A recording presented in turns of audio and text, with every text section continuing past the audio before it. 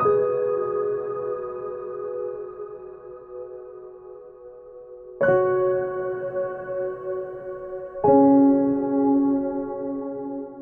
name is Nicole Draughon. My husband Al and I have been members at Beacon Baptist for about 3.5 years now. When we first got married, we decided we wanted to have 2 children. So when our first daughter turned 4, we immediately started trying. Luckily, after just a few months of trying, we were blessed to be pregnant early on.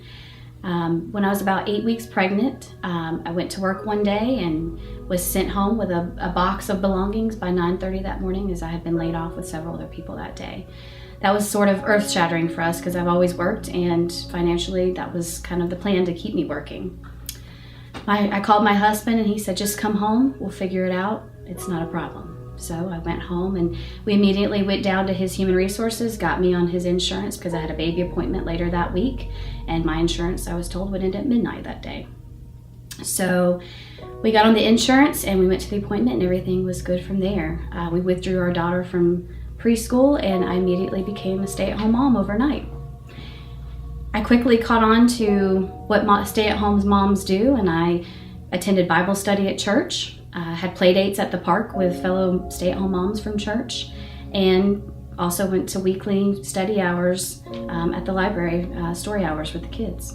So it was a lot of fun and fellowship with friends and new relationships here at church. When I was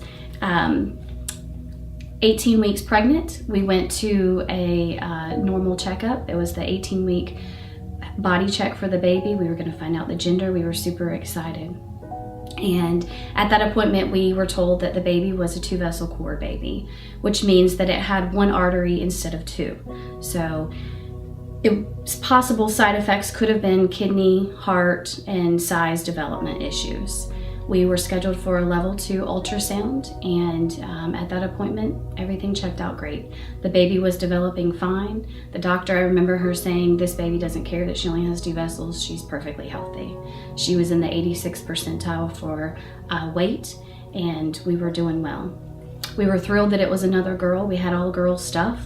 Our daughter desperately wanted a sister because she's the only girl on both sides of the family. So everything, I remember thinking to myself, my life is perfect, and how much better could it get? As time went on, we went to our 26-week appointment for a 3D ultrasound, and I remember her just moving all around in there, opening her eyes and yawning, and at the very end of the ultrasound, she waved to us. It was quite interesting, and I remember all 3 of us waving back and saying, see you in a few weeks. I now realize that was probably her saying goodbye to us. And so literally 3 weeks later, on December the 15th, I felt her moving a lot that Friday night, just extra active. She was a very active baby the whole time, but really active that night. And Saturday we went Christmas shopping at the mall, and I remember thinking, I haven't really felt her move a lot today, but maybe I did. It was kind of jostling around in there, but I wasn't really sure. Sunday at church, I remember my husband, he kept putting his hand on my belly asking if I was feeling her, because she loved to dance around when the choir was singing and when preacher's preaching. That's when she moved the most. But that day I just never felt her move, and I just thought something might be going wrong here. And so we had an appointment at 9:30 that following morning. So we went to the appointment, and I remember just feeling very sick about it, not being able to be comforted on the way there. I just knew something was wrong. My husband kept saying, don't worry. He's kind of my rock through everything, and he doesn't worry till it's time to worry. He said maybe she's settling in and she's gonna come early. Babies stop moving a little bit when they're ready to be born. So we go into the appointment, and the nurse asked, is there anything that I need to know about? And I said, well, I haven't felt her move a lot this weekend. And so she said, just plan on staying an extra 30 minutes. We'll put her on the heart monitor, and we'll just make sure everything's okay. And as the doctor came in and was putting the Doppler on my stomach, I could see concern in the eyes. And I asked what was wrong. And she said, well, I keep hearing your heartbeat, but apparently the placenta should be making noise as well. I didn't know any of this. Wasn't hearing the placenta and couldn't find the baby's heartbeat. Of course, I immediately lost it. And she said, we need to go ahead and get you into an ultrasound right now. So we go a couple doors down at the doctor's office and go into an ultrasound. And when we walk in, we see up on the screen our precious baby girl, perfectly formed, sitting there. They zoom in on the heart and there's no flicker. So I remember saying, there's no heartbeat. And unfortunately, our 4-year-old was in the room with us because she reminds me of my quote often. And it's like time just stopped. I don't remember everything that happened shortly after that. The doctor grabbed me and I just sobbed. And pretty much that's when I was broken. I was very broken. So they put us into an office and kind of told us that we could make decisions, that we could go home and not deliver today. But I just knew I needed to explain this to a 4-year-old who had been to all the appointments because we were a stay-at-home mom and she went with me to everything, and explain to her that her sister wasn't coming home and that she was in heaven now. And I just wanted to go ahead and deliver and be done. So at 4 o'clock that day, Elaine Joy was born. She was 4 pounds and 12 ounces. She was perfectly normal. We had genetic testing done. They took lots of blood from me and from her, and could find nothing. She was perfect. So the only conclusion was probably that Friday night her cord got pinched, and because she was a 2-vessel baby, the odds were higher that her oxygen would be lost. We came home from the hospital 2 days later. They released me a little earlier than normal just to get me out of there. I remember, leaving the hospital and hearing a new dad in the elevator, how telling someone else that his baby was here and how excited they were. And luckily I had Caitlin on my lap, so I had some comfort there. We buried her that following Saturday on December the 22nd. Which made for really bad timing for Christmas because we wanted that Christmas to still be special for our daughter. So that was Sunday. We came to Sunday night service, and my husband had told me before we got to the service that I'm going to the altar. I need some prayer time. You can come with me or you don't have to.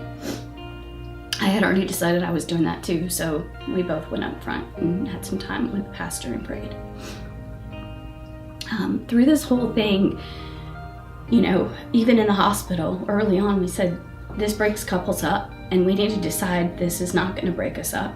I've heard stories of loss of children and family deaths, and I said this can't happen to us. So we kind of made a commitment to each other early on that we were going to be strong, and we prayed together every night. It definitely drew us closer to the Lord through this whole thing. After the funeral and time had passed a little bit, we made it through the holidays. I don't remember much of it, to be honest with you. We went to couples retreat that year. That was our first year of going. We thought it'd be good for us to get away. Through all of this, my grandmother had been diagnosed with cancer the June that I found out I was pregnant. And I remember telling her cancer was stage 4, but Granny, you need to fight this. And you need to be here to meet your granddaughter, or at that time, just your grandchild. And I remember her asking me, when is it due? And I told her February 6th. Well, on February 6th, my grandmother passed away, and Mom kept saying some of her last words were that I need to go meet that baby. I need to meet the baby. But then she passed on what was my due date. That day was very tough for me. I literally locked myself in my closet and was very angry with God that day. And just kept saying, why are you giving me so much to handle? You've taken my baby, and now my grandmother on, of all days, this kind of day that was reserved for me in a way. That was probably very selfish of me, but it was just a hard day. As time went on, I interviewed for a job. One job interview, I asked for a gimme from him, and he provided. He gave me the first job that I interviewed for. Caitlin started kindergarten that August, and we were a healing family, and just kind of knew in the back of our minds that we would try again one day, but just not sure when. That following January, I was approached at church one Sunday night that a lady in our church, Marion, had just experienced the loss of her child at 36 weeks. I was at 33 weeks, but totally understood what she had just gone through. They asked if I would go visit her. I immediately said yes. In my mind at that point, I realized I know why I got laid off. I needed to be home to go through what I had just gone through. There was no way I could have managed a job through that. But I kept questioning the whole time, why did my baby die? And I just don't understand the reason and the purpose for it. And I think this was a sign for me that if you can help someone to understand and to go through what you just did, then this is your purpose. And I felt repurposed at that point. So that following day on the way home from work, I called her at the hospital and I said, I'm coming to meet you. I didn't even know this lady, had never met her before. I called my Sunday school teacher's wife and she prayed with me on the way there, and it gave me the courage that I needed to get up to that hospital room. I had avoided all hospitals and frankly newborns since my situation, but I had the courage to go up there. I did hear babies crying all the way down the hallway, and I was a bit shaken by the time I got to the room, and when I walked in, I introduced myself and we immediately hugged and cried for I don't even know how long, as if we'd known each other forever. It was a great fellowship with Marion. She showed me pictures of her sweet baby John, and I showed her pictures of Elaine, like we were just two moms talking about our kids. Mary and I have remained friends, and her first Sunday back happened to be baby dedication, and I grabbed her and actually asked to have a private room for us to not have to sit through that part of service, because that's just something that I hadn't even had the courage to sit through, and it had been a year. Most recently, my husband and I had the pleasure to meet with Kristen and Chafin as they were expecting their baby to be terminated during pregnancy. We met with them on a Thursday night and had dinner with them at a restaurant and talked to them about just how to plan a funeral. They had lots of questions. I explained to her what I had experienced, things to be on the lookout for. Al was very good to keep his eye on me and make sure I wasn't falling into the dark places that I could go. And so he kind of gave Chafin some coaching on that. And oddly enough, their baby passed that night. Hadessa is her name. So I attended the funeral with my husband. That was a new piece for me as well. It was another restoring moment for me. I wanted to be there for Kristen. I wanted to support her. I was a little scared to go to that funeral, and it was tough. But again, I felt like if I could help her in any way, then that was my purpose, and that's why my baby died. So through all of this, if there's one thing that I've learned, it's that God has a reason for everything, and he has a purpose for your life. I never dreamed that I would be able to help people with such a serious situation that they could go through in their life. And through all of this, and ironically, this is the verse that in the Bible study that I attended that has stuck with me. And it is from 1 Peter chapter 5, starting in verse 6. Humble yourselves, therefore, under the mighty hand of God, that he may exalt you in due time, casting all your care upon him, for he careth for you. Be sober, be vigilant, because your adversary the devil, as a roaring lion, walketh about, seeking whom he may devour. Whom resist steadfast in the faith, knowing that the same afflictions are accomplished in your brethren that are in the world. But the God of all grace, who hath called us unto the eternal glory by Christ Jesus, after that he hath suffered a while, make you perfect, establish, strengthen, and settle you. That verse, when we were in Bible study, really spoke to me, and I think that's what's gotten me through this. I thought, God's not going to give me more than I can handle, and he's testing me for something and preparing me for something, and I hope that I can continue to be a blessing for those who have lost a child or any type of loss, that maybe I can contribute to their healing process a little bit.